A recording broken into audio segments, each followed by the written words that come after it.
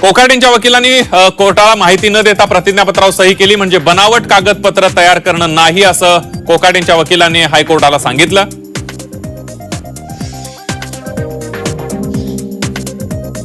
आपण बघतोय कोकाटेंच्या वकिलांनी कशा पद्धतीने युक्तिवाद केला, तर स्वतःच्या सहीने कागदपत्र दिले म्हणजे फसवणूक नाही असंही कोकाटेंच्या वकिलांनी कोर्टाला सांगितलं।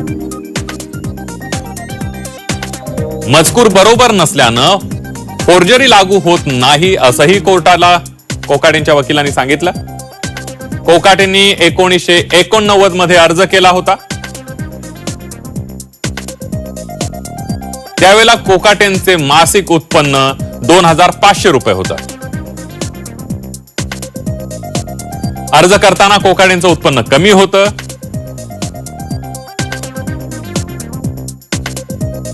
कोकाटेंवर तातडीनं अँजिओग्राफीची गरज असल्याचं कोकाटेंच्या वकिलांनी हायकोर्टाला सांगितलं। कोकाटेंच्या शिक्षेला स्थगिती देण्यात यावी अशी मागणी सुद्धा कोकाटेंच्या वकिलांनी केली। तर सरकारी वकिलांनी काय युक्तिवाद केलेला आहे त्यावर एक नजर टाकूया। जुनं घर खरेदीसाठी उत्पन्न प्रमाणपत्र देण्यात आल्याचं सरकारी वकिलांनी सांगितलं। –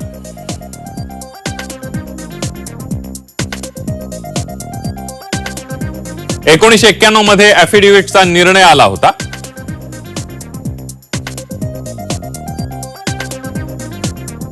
राहुल गांधी प्रकरण कोकाटे प्रकरणाहून वेगळं असल्याचंही सरकारी वकिलांनी कोर्टात सांगितलं।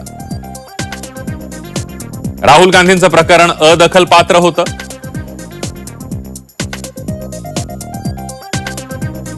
1989 पासून कोकाटेंचं उत्पन्न वाढत गेल्याचंही सरकारी वकिलांनी कोर्टाला सांगितलं। उत्पन्न वाढीची माहिती कोकाटेंनी दिली नाही।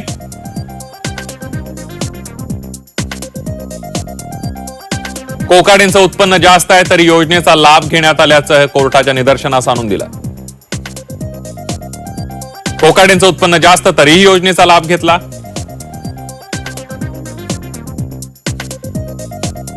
कोकाटे बंधू कारखान्याला ऊस देत होते असंही सरकारी वकिलांनी सांगितलं।